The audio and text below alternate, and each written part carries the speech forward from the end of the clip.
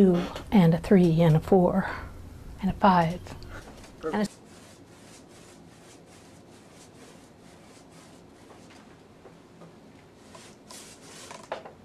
These are the important people in my life. My husband, Michael, and my big baby girl, Beulah.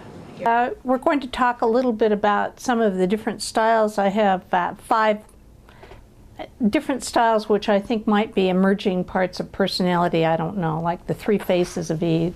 This is, I paint quite a bit of religious art. This one is Joseph in his coat of many colors. And in this painting, I have a lot of symbolism. When I paint birds as the communicators between Earth and beyond. So this has the birds going up.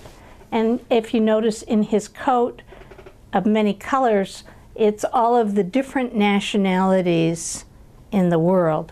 So I like painting things that pull all cultures together. This is a Torah scroll which has the first 5 books of the Bible in it, and people are touching that as it is walking. Somebody's walking with it past them as a means of respect, and so that's another type of style. It's not necessarily realism. It's sort of a semi-realism. I don't know exactly what you would call it.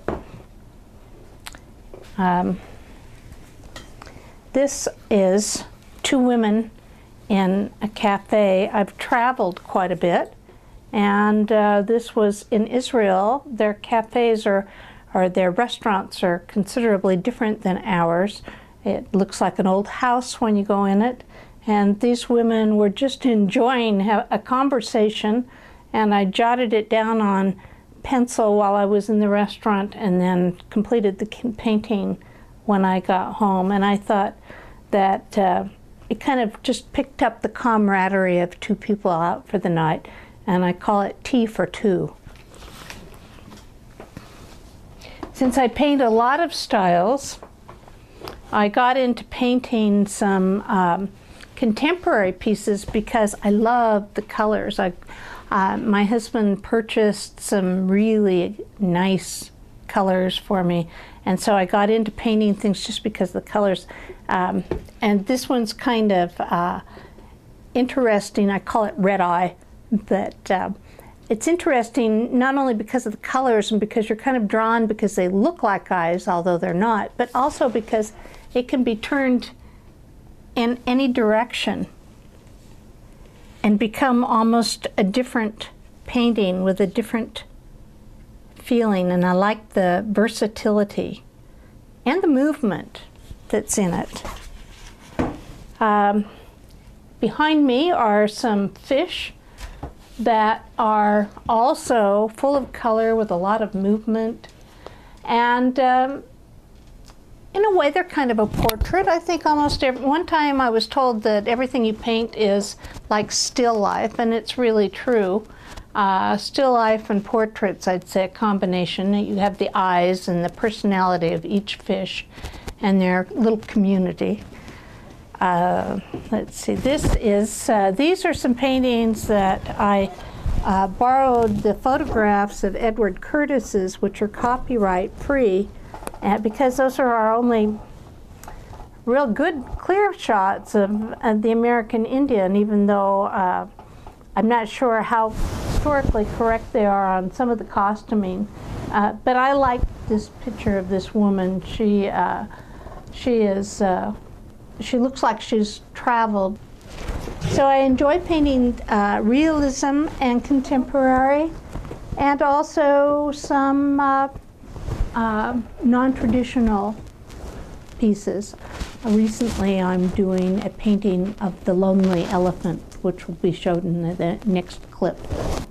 This painting is when we were in Africa, and we saw a lot of elephants. But elephants generally travel in whole communities. This particular elephant was all by itself out in kind of a desert area, and its tail is missing. I wondered about this elephant. I still do. Was it excommunicated? Was it sick? Had it gone off to die? What was the reason it was all by itself? That's very unusual for an elephant.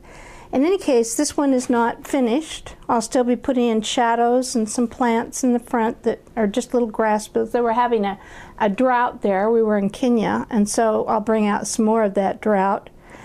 I would say that if I were to look at all of them, all of my paintings, even though they're different, are self-portraits. And they are a reflection of how I'm feeling at the time. This particular one is not how I'm feeling at the time, but I have felt that way, kind of all by myself, sort of wandering with no particular direction. And so I don't know if other people relate to my paintings. I just paint what I feel. That's it, and I hope you enjoyed it.